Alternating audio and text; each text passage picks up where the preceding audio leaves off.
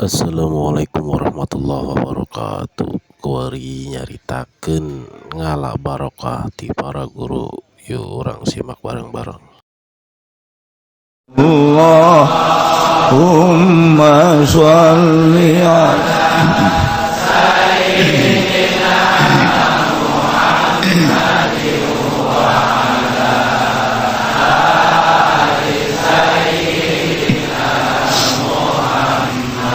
Kacaritakeun ba guru hakikat mah hese ngan andai kata kapanggih kuari andai kata kapanggih pasti diberi cara atuh anjeun kuari mah kudu nginget-nginget heula bae ka jelema nu teu reseupeun dunia ingetan anjeun ka dinya bae heula pasti kitu tah cak guru per hari anjeun eta napakuran inget bae heula inget ka jelema-jelema anu teu reseupeun dunia inget bae heula mulai inget ti guru ente guru nu pertama guru kedua guru nu ahli Allah anu teu ingeteun kana dunia sok baca bacaan silsilahna eta jelema anti dunia baca Fatihah baca Fatihah renungkeun sok ngarenung heula direnung urang di titahna kakarak sakitu doang merenungkeun jelema-jelema anu teu resep dunia bae heula ngarenung moal bisa sekaligus moal guguru kos kitu merenung heula ingatan urang teh ka jelema-jelema nu teu reseupeun dunia mulai ti guru urang nyaho kana teu resepna dunia lantaran dibere nyaho jelema nu teu resep dunia teh cuek terhadap dunia urusan dunia nak boga jeung teu boga lain urusannya nak urusan Allah tama tapi urusan teu resep jeung resepna urusan jana mulai tek naik kaluhur ieulah jelema-jelema nu diangkat ku Allah jadi wali jelema-jelema nu geus leupas pikiranna tina dunia teu aya ta'alluq kana dunia nah kurang diingat mulai kaluhur naik eta ahli Allah nu mandaknya na bisa itu diangkat jadi wali ge lantaran manehanana leupas tina dunia si eta guru nu eta terus ujung-ujungna ka Gusti ka Kangjeng Nabi ujung-ujungna ka Gusti Allah begitu dijieun ieu dunia na mulai harita Allah teu pernah melirik kana dunia jang nyoba ka manusia diasupkeun ka jero hate okos kitunya dunia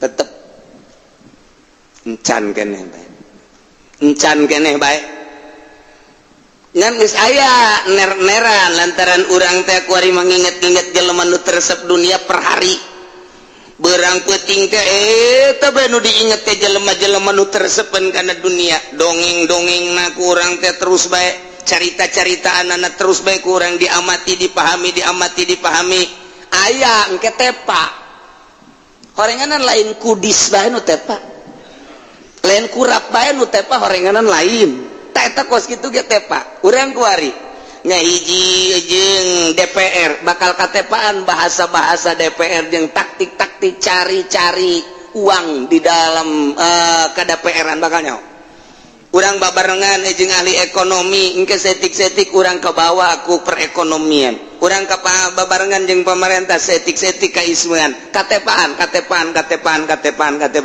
mulai urang kuari neangan jelema nu apik neangan urang kudu jalan nu apik anu apik bangonna teh embungeun kana dunia lantaran nuku urang dibabaca unggal poe direnung ku urang unggal poe ieu jelema-jelema anu teu reseupeun kana dunia berarti urang teh resep mulai ka jelema ka kiai ka ustad ka tokoh ka sanu teu reseupeun kana dunia urusan boga lain deui urusanna teu resep ulah aya ta'alluq kitu bae heula terus sapoe mungkin make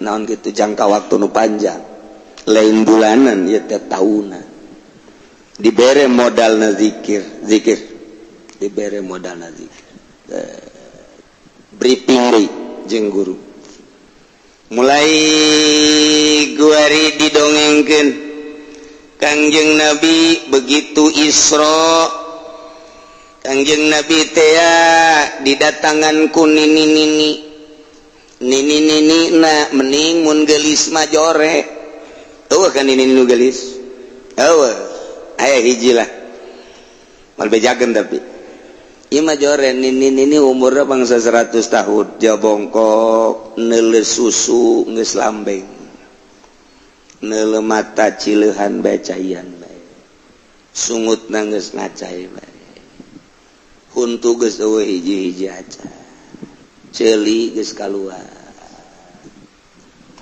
kulit geus kos kitu sakilang ku urang dimodif dipakaian shadow misalnya nini pakaian wadah ku urang gincu rapi urang heuleuh nini kos kitu lain resep asalna ieu mah kuntilanak ajeun nini tah ieu nini kapanggih ku Kangjeng Nabi nanya Kangjeng Nabi ka malaikat Jibril man ya saya dunia gambaranana kos kitu nini joben jore lamun urang geus bisa neuleuh dunia kos neuleuh nini saha nu hayang ka dunia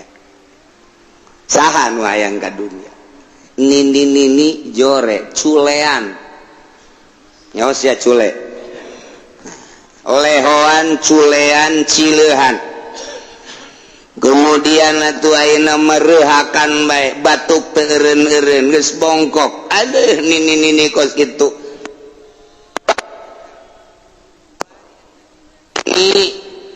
pasarkeun coba saha nu hayang ka model kos kitu moal aya kadeleuna ku Kangjeng Nabi teh dunia teh nini tapi begitu kadele kuno sejen ternyata horenganan dunia teh kadeleuna awewe anu geulis ya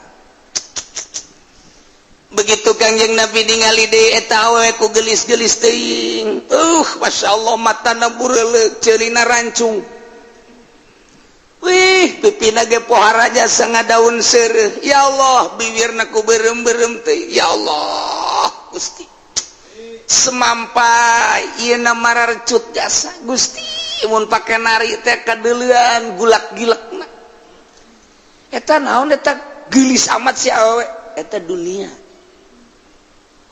dunianya aya dua jadi hiji kadeleuna dunia teh nini piijideun nomor kadua kadeleuna kos panganten piresepeun tinggal kembali ke diri urang kuari neuleuh kada dunia teh apa kos nini apa kos panganten seluruh wali neuleuh kana dunia percis kos nini wa kulul muluk seluruh raja neuleuh kana dunia kal arus seperti kos panganten wali neuleuh dunia kos nini teu hayangeun nya nama raja pemerintah kabeh neuleuh ka dunia percis kos panganten nu matak padesak-desak pamarentah mah raja mah kabeh neuleuhna dunia sebab kos panganten wali ijid ngajauhan tina dunia lantaran kadeleuna kos nini balikeun deui ka awak urang ai awak urang neuleuh dunia kos panganten apa kos nini mulai ta asana panganten asal panganten ya lu mantak berani ngeridit lantaran kadeleuna kos panganten berani dina gitu langit biru lantaran kadeleuna kos panganten berani muka warung tengah peuting lantaran kadeleuna kos panganten berani nipu lantaran kadeleuna kos panganten berani ngabohong lantaran kadeleuna kos panganten berani ninggalkeun salat ninggalkeun ibadah demi dunia lantaran kadeleuna kos panganten tah lamun urang inget-inget kadinya bae moal bisa ingetkeun renungkeun kawali anu dedeuleuana kana dunia kos nini urang nanya deui jate daekeun horenganan dedeuleuan urang mah tetep dunia teh herang bae kos panganten bae panggil deui ku guru mentek mun teu boga guru moal bisa guruna tingkatkan kuari kumaha carana tuturkeun jelema nu bisa neuleuh dunia kos nini nu mantaknya na bisa neuleuh dunia kos nini berarti boga pagawean anu mengarah kana deudeulean kos nini terhadap dunia. Tuturkeun Gus ya kumaha tuh carana tuturkeun para wali sok mulai dibere cara ieu tah kieu tah pagawean ieu kieu tah sok eta heula mulai nyana berang jeung peuting teh kadeleuna mah akur bae jeung urang ngariung bae nyalateun ngan perbedaanna kieu ketika kasing sal teu dibere sholawat nyana mah teu ngacung pan aya berojak kelewat satu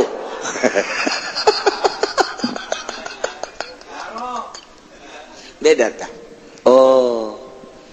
nyalateun mah nyalateun tapi teu pernah mentolerir teu pernah neuleuh kana luar daripada titahan nyalateun sagala rupa kitu bae silaturahimna kitu dan kitu tuturkeun melalui metode geus urang mun teu boga guru tetep bae neuleuh dunia teh kos panganten bae tadi kakarak ngarenung jelema anu teu cinta dunia kuari mulai berangkat urang aya carana iya mulai teng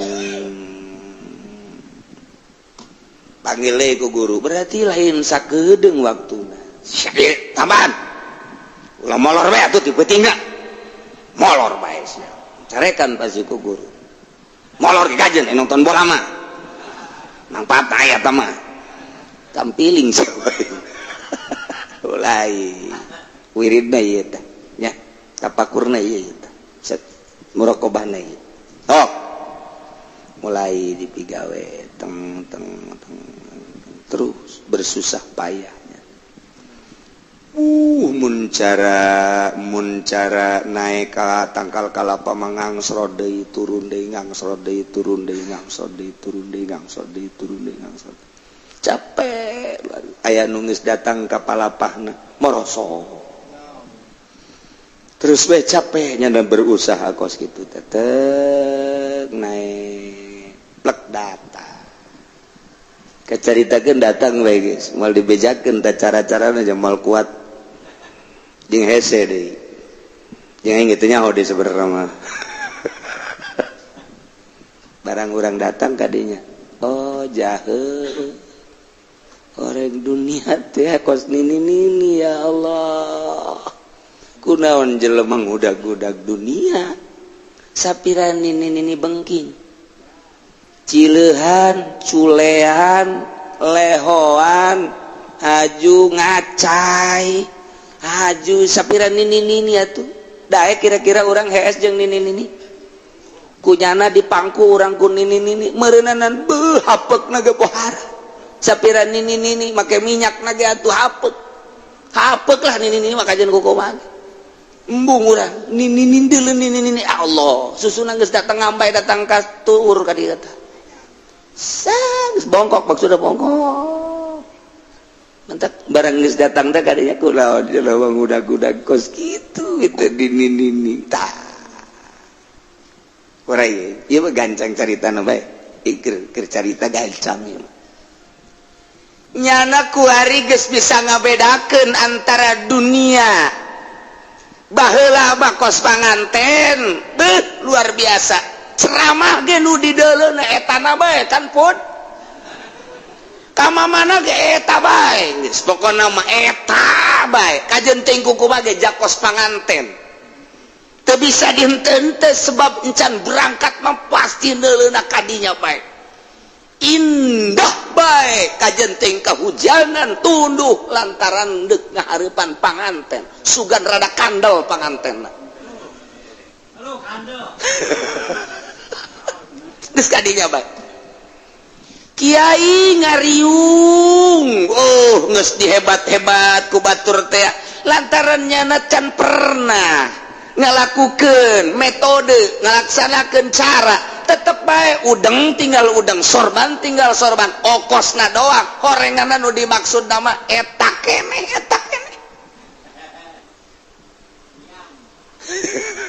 kabeh ka geus lamun dai kadinya, kori kadinya, kiai kadinya, atuh komo DPR mah, komo pamarentah mah biang nama Habibie abeh teu beres. Nu beres kabeh ge. Kecuali jelema nu geus teh tadi datang celak ngarangsot turun capek luar biasa. Teu mahi 1 tahun 2 tahun 3 tahun. Imam Ghazali 13 tahun kakarak datang truk je cek Imam Ghazali je horeng ini horenganan. Imam Syafi'i 3 tahun ninggalkeun aktivitas barang truk datang horeng dunia ini. Imam Hanafi 2 tahun laula sanatani lahalakan Nu'man, lamun henteu aya 2 tahun tagu gurunya na solok 2 tahun cilaka Nu'man nyana maksudna. Begitu geus datang horeng dunia man ini bagi jelema kuari nu geus datang kadinya neuleuh dunia nini ta eta yang datang kadinya kumaha renungkeun heula anti nu ahli anti dunia sanggeusna merenung diinget terus ku urang silsilana dibaca kurang dengan dina waktu anu tertentu, kemudian orang dibere carana meronta orang hayang terus begitu orang geus usul ningali dunia jakos diri orenganan jelema ieu geus jadi wali sebab bisa ngabedakeun antara dunia nu kadeuleu nini jeung dunia nu kadeuleu kos panganten geus jadi wali tah. Nah bisa ngabedakeun engke antara jelema nu datang boga sifat rububiyah jeung boga sifat ubudiyah. Kajen teuing manehanana kukung maha ge pakaianana mungkin bae pakaian rudin, mungkin bae pakaian necis, mungkin bae pakaian tamangan sakadar borongsong, tapi nyana bisa neuleuh ka jerona masyaallah. Bisa ngabedakeun ieu mah boga sifat rububiyah, ieu mah boga sifat ubudiyah. Bisa ditarohkeun ku nyana. Cak aing rububiyah ieu mah jelema kajen ku kumaha ge. Lah mah nya jageringanan gaya kitu mah nya necis kitu. Hei. Nyana mah keur nyamar kajen ku kumaha ge. Papanya mah di Golkar ge keur nyamar aleuh Abah Urang Fajar kiai bener. Jadi nyana masuk ka Golkar. Tuh kuari geus kabeli mobil pan di Golkar. Wah itu bener teh kuari nyana buktikeun ku sia ge ajak ku sia ayo ajak ka mana sok ajak lelempangan bakal beda omongan bakal beda tingkahna bakal beda lantaran rububiyah anu kunyana selalu dikaluarkeun sifat rububiyahna lain sifat ubudiyah. Urang mengenal eta teh teu bisa saminggu, teu bisa sabulan, teu bisa satahun. Tok geura kenalkeun geura, makin kebal makin kenal, makin kebal makin kenal. Sebab jelema geus datang ka dinya mah tetep nyana teh ngahalangan bae. Embung kanyahoan aya sifat rububiyah di dirina. Leuwih ngeunaheun pajar jelema bloon, leuwih ngeunaheun pajar jelema teu bagus, leuwih ngeunaheun pajar jelema lain ahli ibadah. Nikmat teu kanya embung kanyahoan. Aing urang mah pan hayang kanyahoan urang mah kakara puasa Rajab 2 poe bage aing dong. Sia teh nurutan aing. Jadi naon sia mah ciruk teu puasa. Puasa tuh sia mah sarojeng oroi koros. Aya puasa ngajarikeun batur.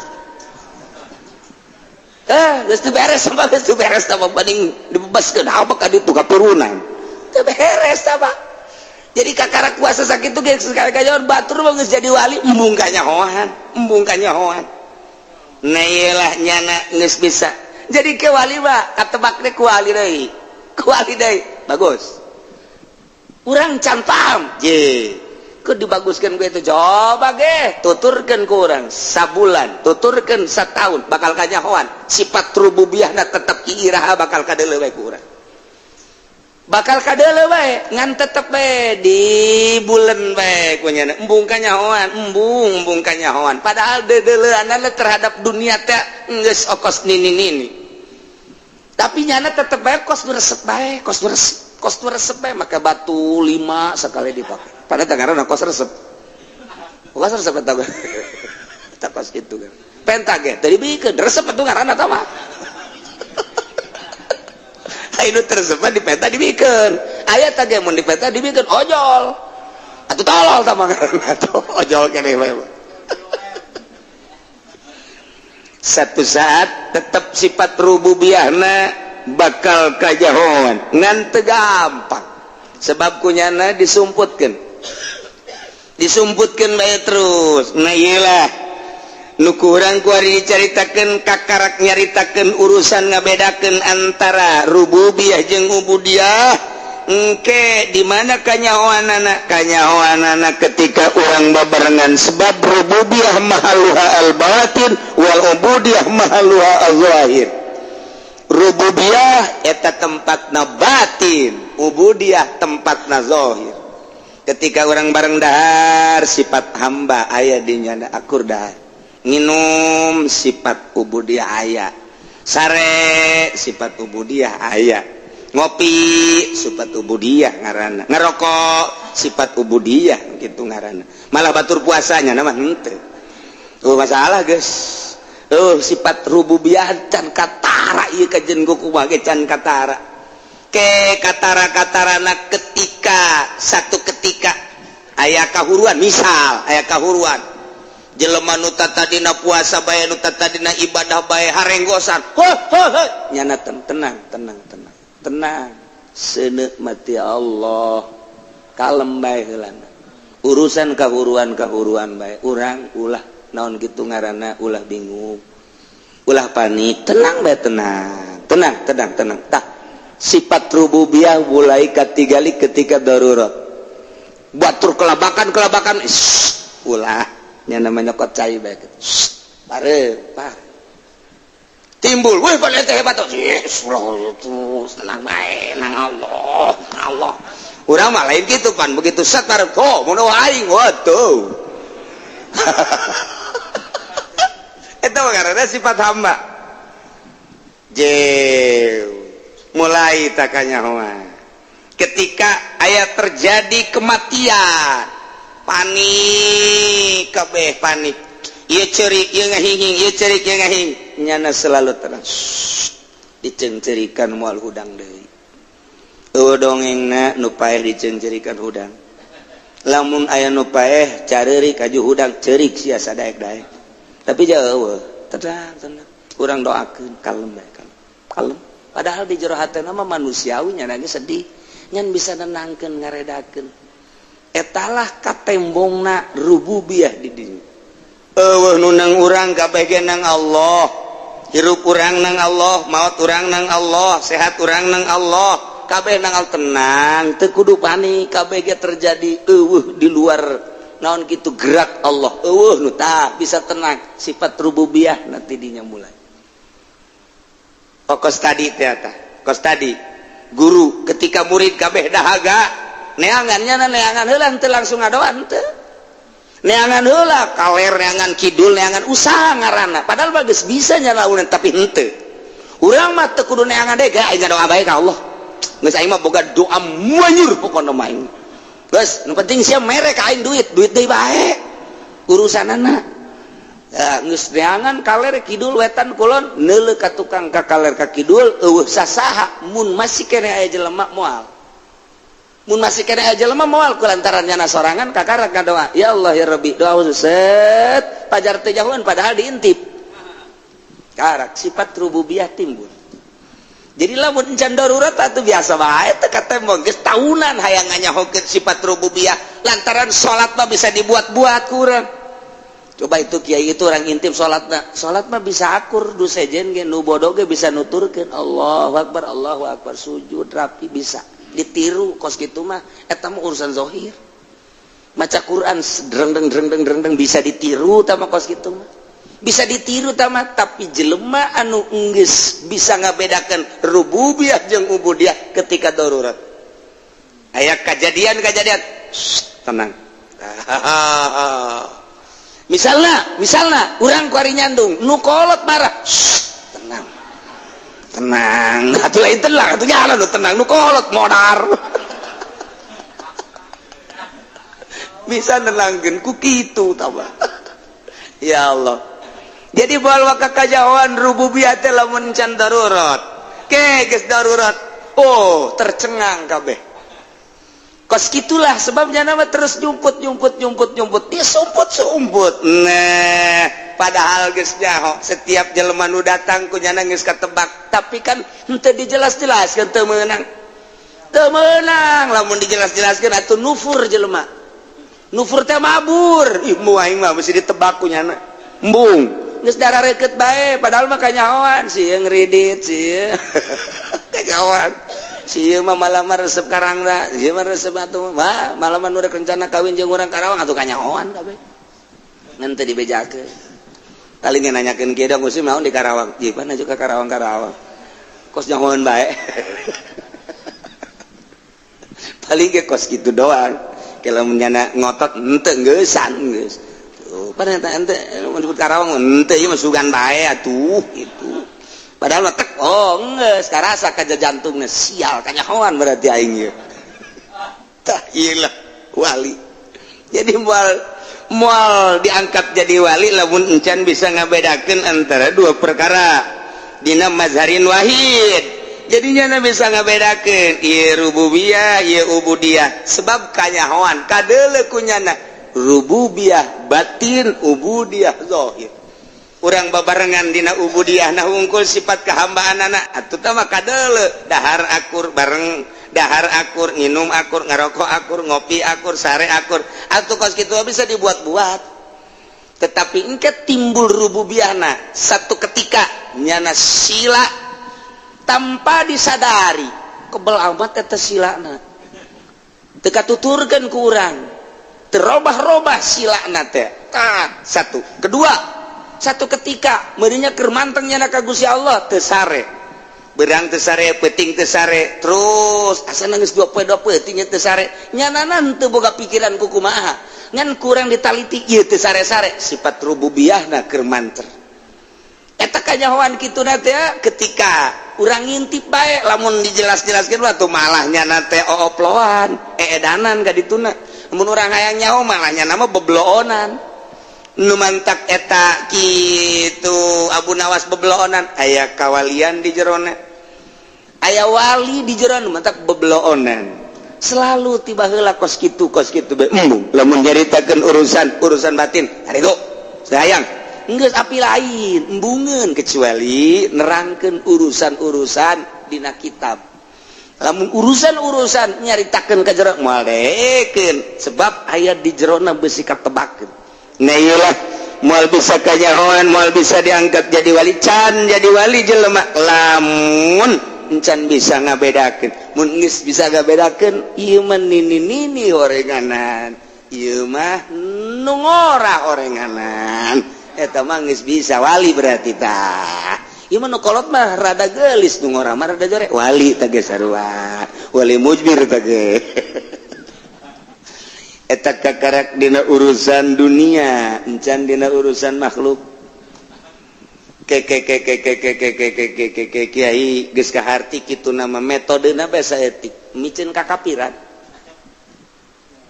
emang kafir aya sabaraha urang lamun nyaritakeun dina tauhid mah kafir teh ngan hiji bae jelema anu ibadah kasalian Allah tapi lamun dina ilmu thariqah mah kafir teh opat aya kufru zahir aya kufrun nafsi, aya kufrul qalbi, aya kufrul hakikat.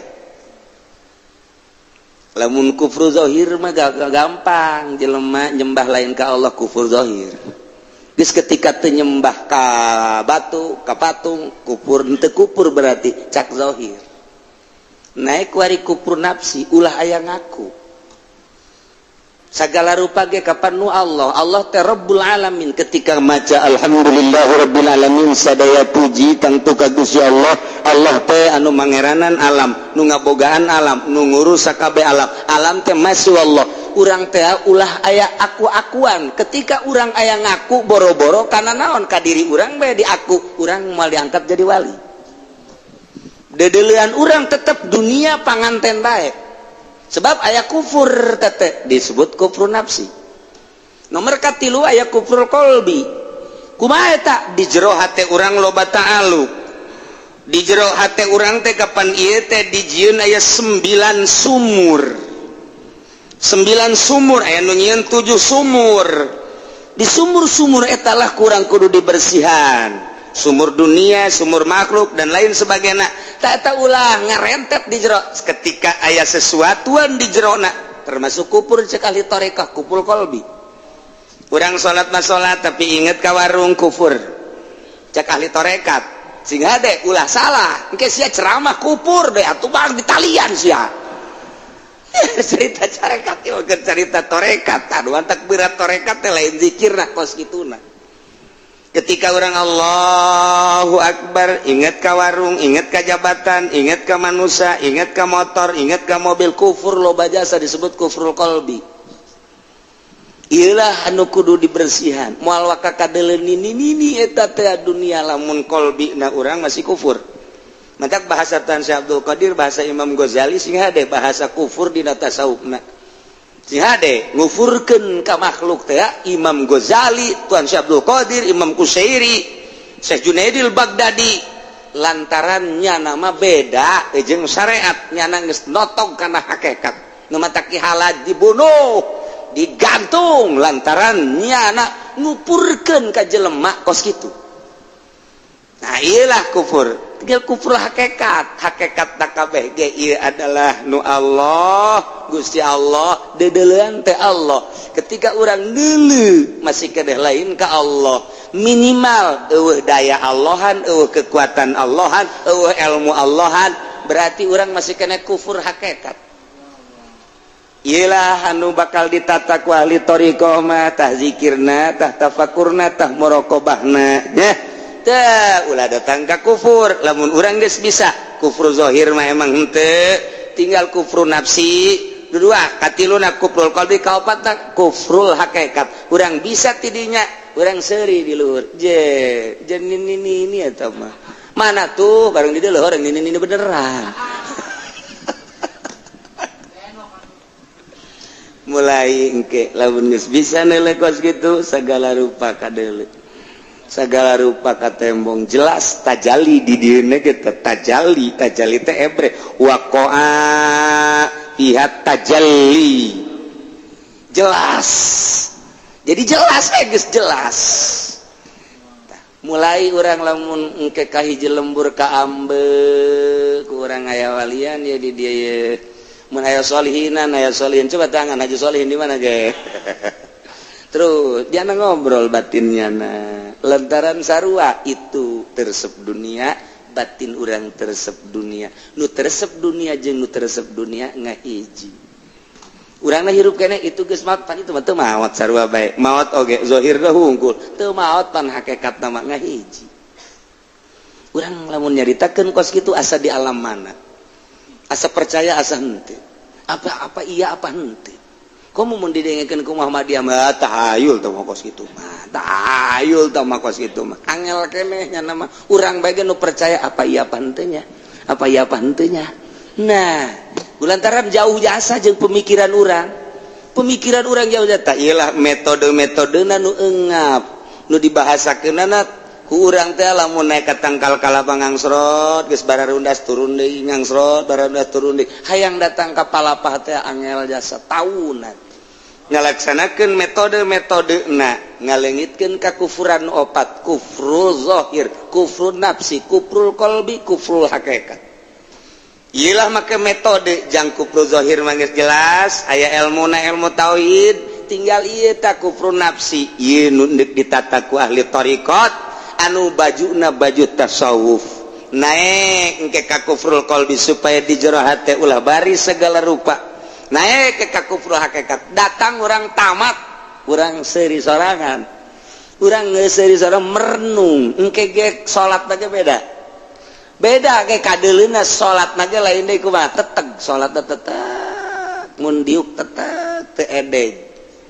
Ieu lamun diuk teh mah diuk bae cenah mah teu robah-robah batur geus balik nya mah diuk bae. Kos gitulah ala kadar penjabaran jelema nu diangkat jadi wali bisa ngabedakeun antara rububiyah jeung ubudiyah. Wallahu a'lam bissawab.